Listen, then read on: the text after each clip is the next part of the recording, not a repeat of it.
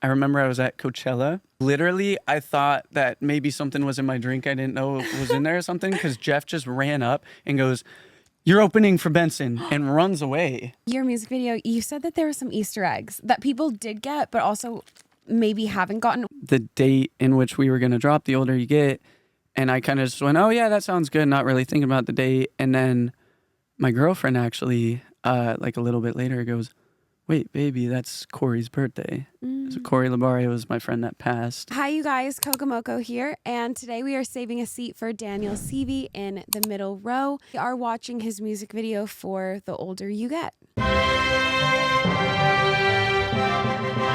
Hi, you guys. I'm with Daniel Seavey. Hello, I'm with Coco Mocoe. You know what's so funny? Someone came up to me this weekend and was like, and they're a big TikToker, not music, but they were like, I told myself that I was going to get so famous that Coco Mocoe made a video about me. Wow. I think we've all had that goal at some point. I am part of the club.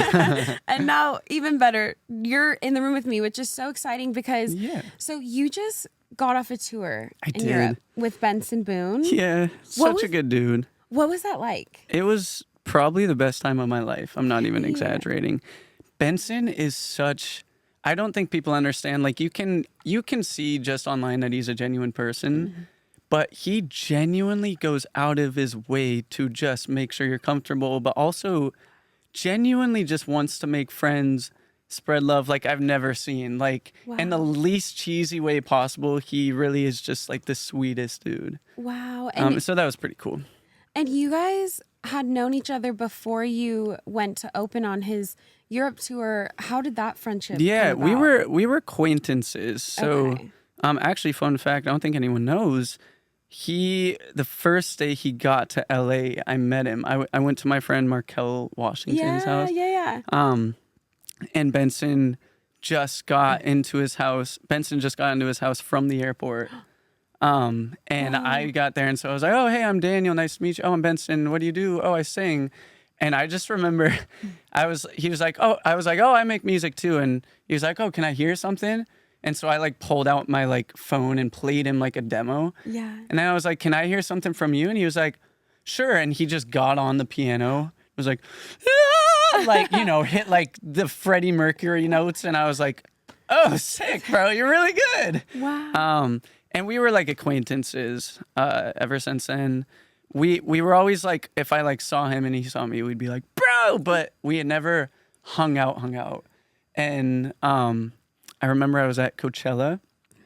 His manager, Jeff, literally, I thought that maybe something was in my drink I didn't know was in there or something, because Jeff just ran up and goes, "You're opening for Benson," and runs away.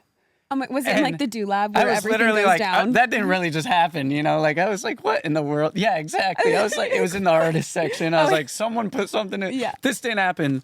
And a couple weeks later, I'm like looking at the date and I'm like, oh, the tour is coming up. And sure enough, they reached out and were like, do you really want to open? And I was like, yeah, it's in 3 days, but I'm down. And best time of my life, like hands down. It was just so fun.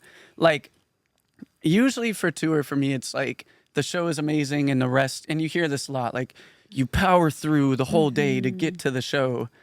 Not with Benson. Like the whole day is just fun after fun after fun activity after like this silliest jokes. Yeah. And then the icing on the cake is the show. It was a lot of fun. Yeah. I miss it already. Yeah. So much.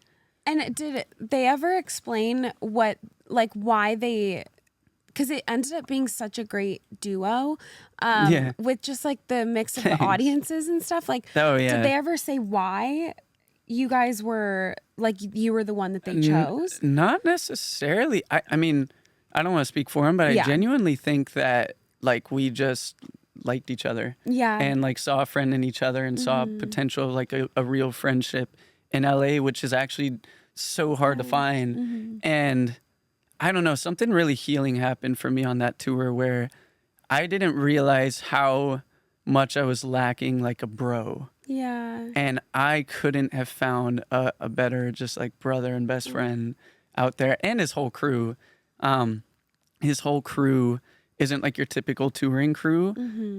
He hired his hometown friends to do his whole tour with him. So his merch guy is his friend Jacob.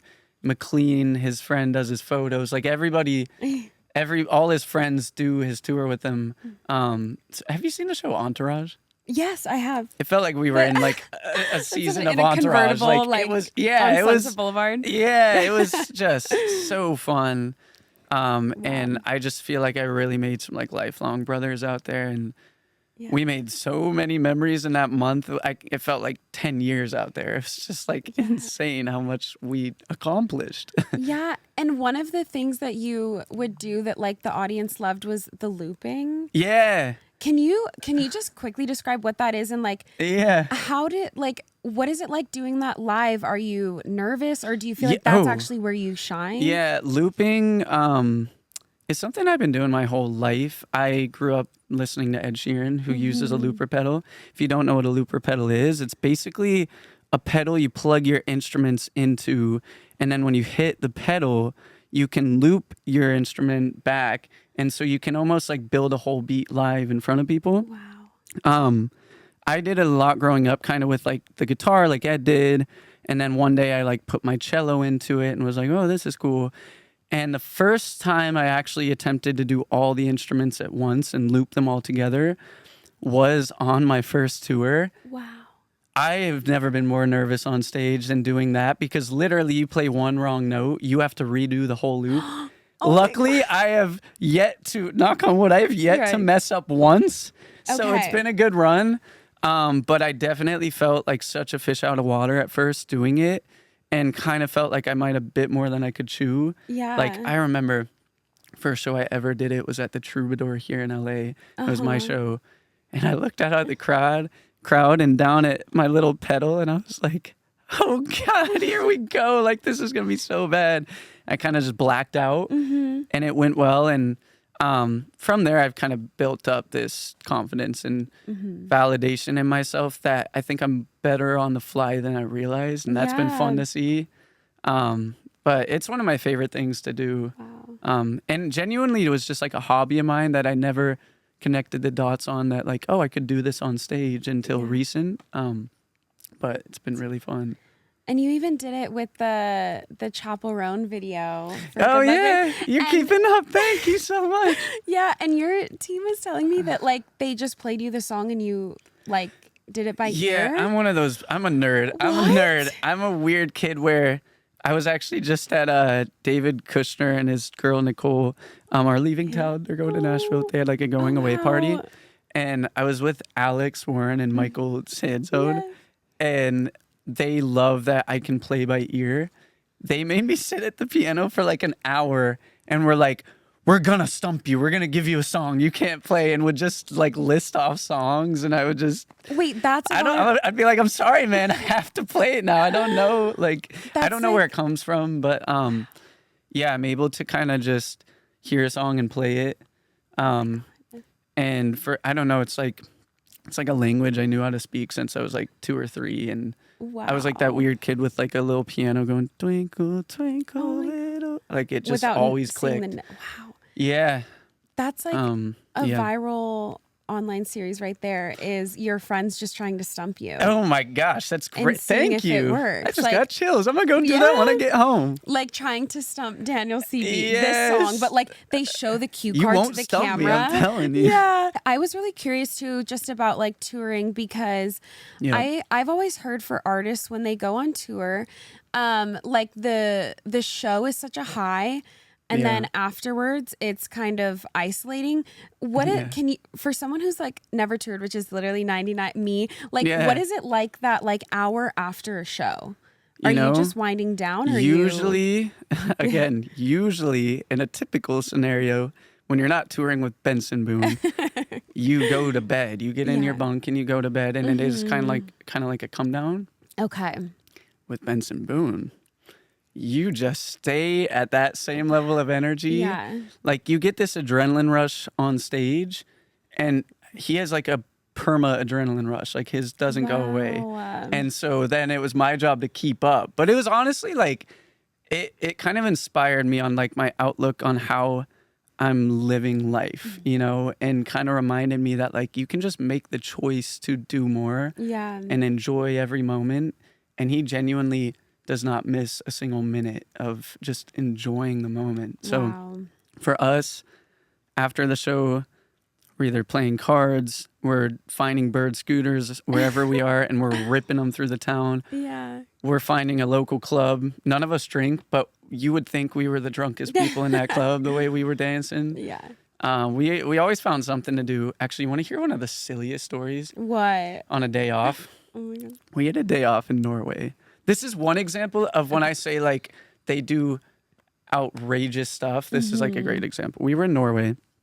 Day off, show was the next day, and next to our hotel there was like a YMCA, you know, like a giant pool. Oh, I didn't know they had those in Norway. It was kind of like a giant gym that happened to also have like an Olympic sized pool with like one of those big inflatable icebergs in the middle that you climb. It had like the full high dive.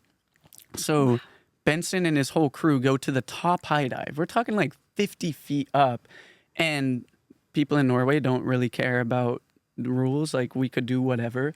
Wow. So all of them do flips off the top of the high dive. And then they look up at me and they're like, Daniel, hit that gainer. And I'm like, I haven't gainered really ever in my life. Like, I don't know, especially from this height. And they peer pressured me into gainering off of this. But I did it and somehow landed gracefully. So thank you, Jesus. But then even crazier. So I'm like, okay, that was fun. Like, we're done. I did it. They all go back up to the top of the high dive. And they all go, Benson, you need to do the backpack with Daniel. And I'm like, what is that? So Benson goes, come here, man. I get on the front of him like a koala. I backpack him like a big hug, you know? Oh, my God. He backflips off the high dive with me on him. And we somehow landed. Flipped as well. We flipped together. I felt like I was on the worst roller coaster ride of my life. I was like, down the whole way. And somehow we landed gracefully. It was a comfy landing. Oh my God. Just straddled up on my guy.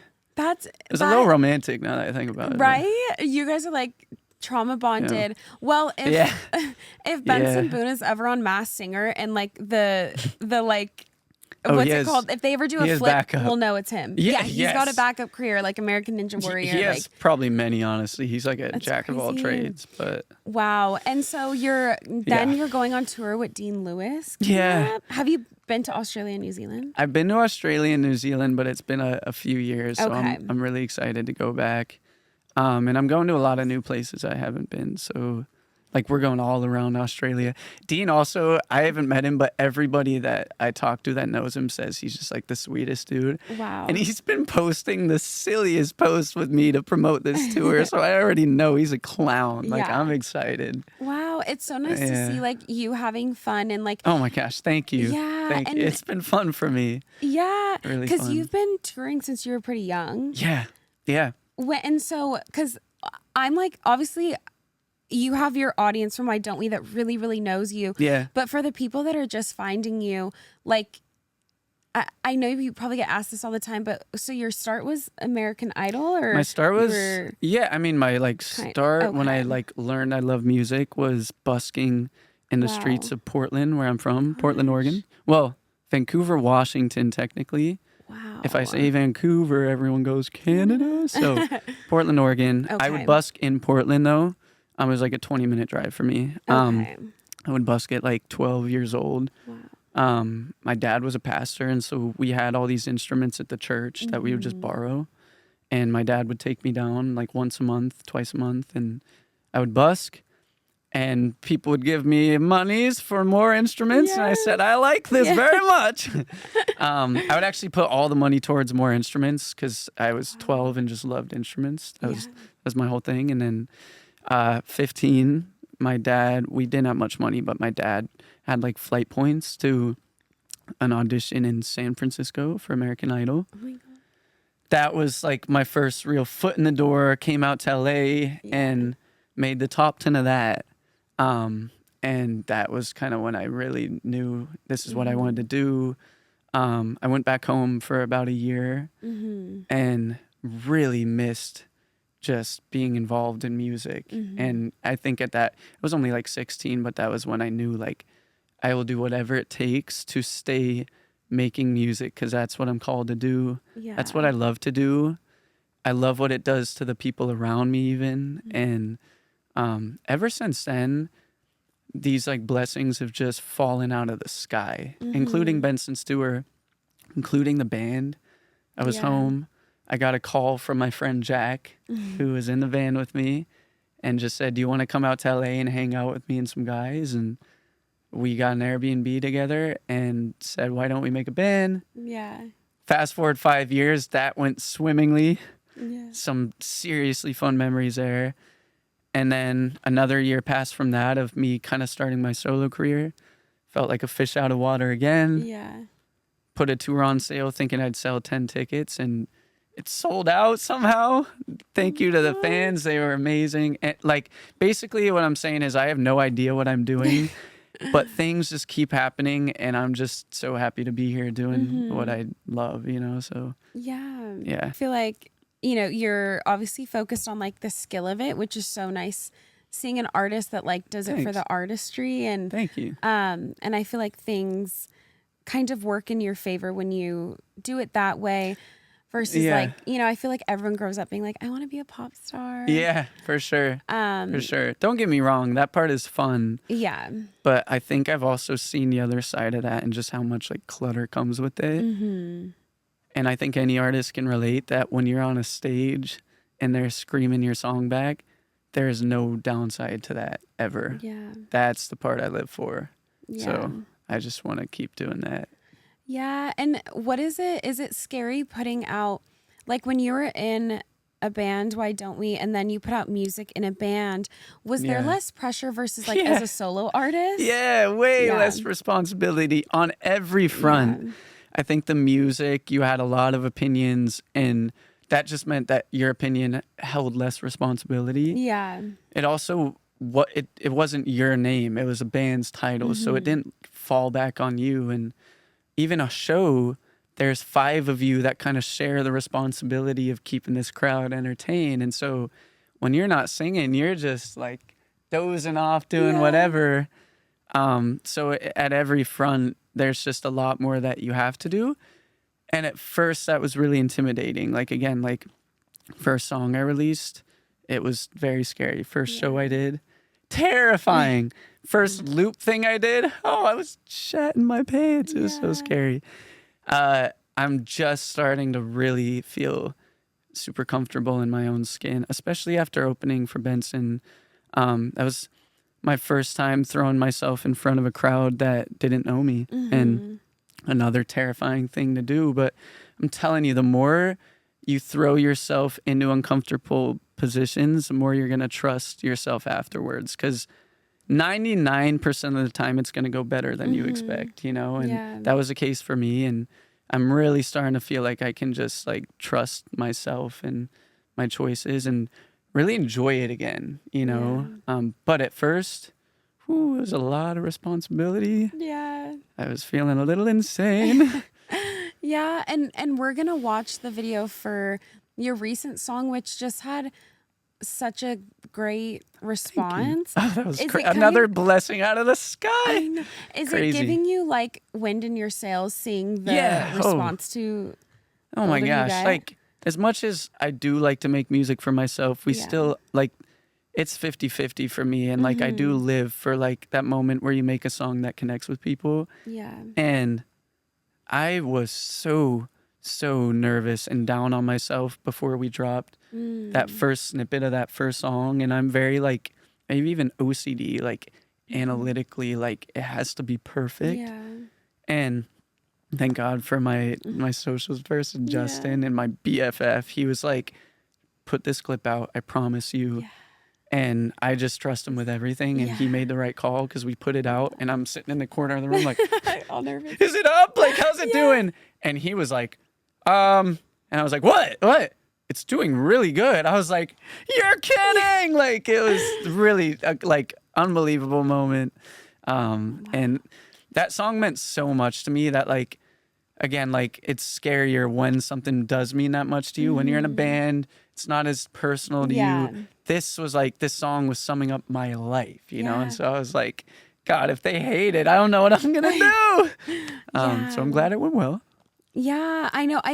Even like when I think I was texting you guys when I was just on my feed and I started seeing so many videos, and at first I didn't connect the dots, like it was your song. Oh my gosh. And then I was like, wait, I think this is Daniel's song. And I'm like, that's how you know it's organic. Like it wasn't just me like searching for the videos. This year first, I'm on Coco Mocoe's For You page, baby. Right. What do people say on the feed? That's They're like, when you know you made it. I'm serious. Yeah, come on. That's awesome. Thank you though. Thank you. Yeah, and so I guess we'll get into watching the video, and then we'll get kind of into more of the behind the scenes of the song and the video, and then what's next. Okay.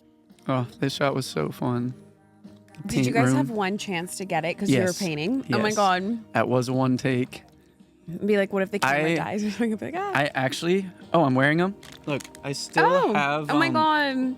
I still have paint on my shoe from the video because I have yet to clean It'll these. be in like a pop culture museum one day. Yeah. All the TikToks of filming this. Oh yeah. It's so silly. Anytime you do a slow down shot like that, the audio is hilarious because they have to speed it up. Yeah. It's like, this is the way it goes. This was a 1-day shoot too, and it was just like really cool crew. Everyone was so nice. Yeah. One of the guys looked exactly like Young Gravy. Oh, no way. That's so niche. I literally thought Young Gravy was on my set. I got so excited. That's so funny. Just waiting for like a gravy baby. Spinning in this shot, or was that when you were driving where it's close up? Were you funny enough with that too? Is I get it from my mom. I'm super motion sick. Like if I swing on a swing set too long, I'll throw up. And so I was not okay doing that shot. Like it was kind of zooming. Wow. I think there's a TikTok up of that shot. Okay. It's pretty brutal. Also, just like a fun fact about this video, there's so many Easter eggs in it. Like so many. Okay, I'll have to ask Fans you have found some, but they haven't found all of them. Like nearly all of them. So. Oh my God. Keep looking. I saw like your tattoo in your arm, like it zoomed in. I'm like, maybe that's something. It could be. I really wanted this video to just feel like as nostalgic as a song. Feels very 2000s themed, which is like the most nostalgic era to me of music. The song is so timeless because like people are even still using it for even like Alex and Cover's wedding, like Hype House to now. Like they're using the song. No way. That's awesome. Yeah, I saw TikToks like showing like I love back them. then to now. Oh, that's so sick. What's crazy about this song is every verse feels like a whole world of like tree branches of stories and connections and relatability. And kind of my like dream scenario was that when we put it up, people would kind of branch off and connect to every different lyric because every lyric matters in this song. Yeah. And that's exactly what has been happening. Oh my God. And so that's been like, we did it. Your music video, you said that there were some Easter eggs that people did get, but also maybe haven't gotten. What are some of the ones that fans like caught on right away? I think the clock they caught on to, which was the day my band got together. Oh my God, wait, really? Yeah. And I think, I could be wrong, but I think we kind of lined it up with like the verse that kind of talks about the band. Yeah. Wow. And it was kind of the date the band got back together and the date that the term was over of our contract, which was a great day. Wow. So that one's in there. And I think I saw some people catch on to that. Okay. I also saw comments about the happy birthday that you worded. Who was that? Yeah, so this, there's a whole story behind this. So when we were figuring out the release date of The Older You Get, I was on this beautiful walk with my girlfriend. We were in Malibu, and it's just like unbelievable out there. And we were right on the water. And I got this call out of the blue from my team. And we were talking about the date in which we were going to drop The Older You Get. And I kind of just went, oh yeah, that sounds good. Not really thinking about the date. And then my girlfriend actually, like a little bit later goes, wait, baby, that's Corey's birthday. So Corey Labario was my friend that passed in the car wreck. And I think a lot of people know about that. I just got like chills everywhere because he was like my biggest fan and wanted the best for me. And this song was probably the first moment in a long time that it really felt like things were going great, and kind of looking up. And so it just immediately felt like this, like, whoa, he's still looking. I'm going to cry thinking about it. Like, he's still looking out for me. And so the song dropped on his birthday. That was the day he passed. So that's for him. And the song's doing great. So it's like he's probably he's looking out for me for sure. And actually, funny enough, his family's from Adelaide.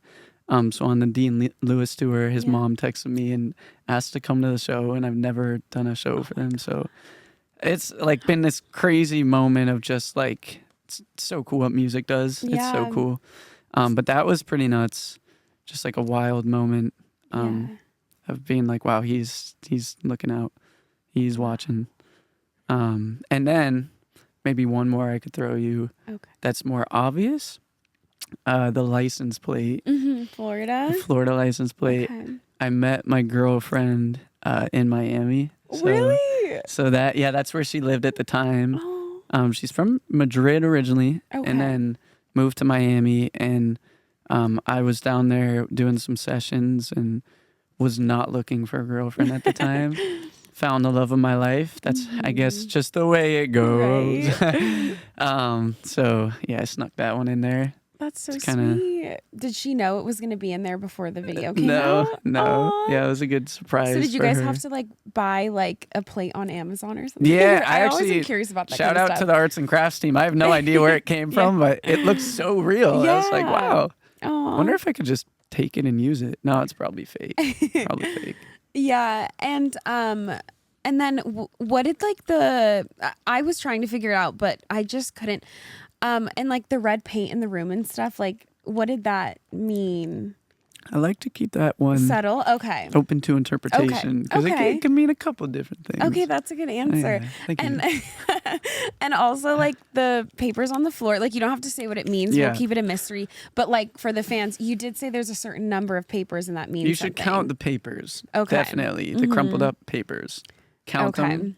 Try to think what that number could equal for me, an artist. Okay. Yeah. Okay. I was too busy like eating my twins. Yeah, these are so good. You put me on today. Yeah, sweet and sour. My boyfriend put me onto these, and I eat them all the time now. This is not an ad. Go get them now. Yeah.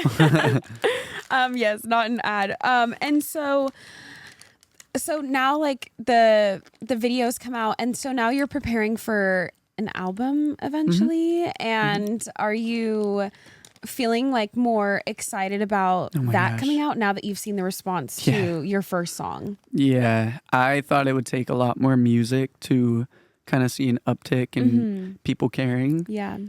And I feel like we've shown the tip of the iceberg of just everything that I have to say and my team has to say and what we've been working on together. And so I am so excited. Like it's all I think about lately. And it's very close to being done. I'm just such a perfectionist, and I want every song to just be the best it can be. And there's like pros and cons to me producing a lot of my music myself. I take a lot of time to finish it. Yeah. But I think it ends up being the best it can be. So yeah. And I just guess I have two more questions. One, you might not know, but I've been asking all the guests because I'm just selfishly curious about this stuff. Do you know what your sun, moon, and rising is in astrology? Oh, God. My girlfriend's going to kill me because I don't. I know I'm an Aries. Okay, Aries. Sun? So like your main Aries one. sun. Okay. Can you be an Aries moon also? Yeah, you can be like all three. Should we look it up? Like, I know my mom just sent me my birth certificate not too long ago. Oh my God. For this reason. I'll do it right now. It's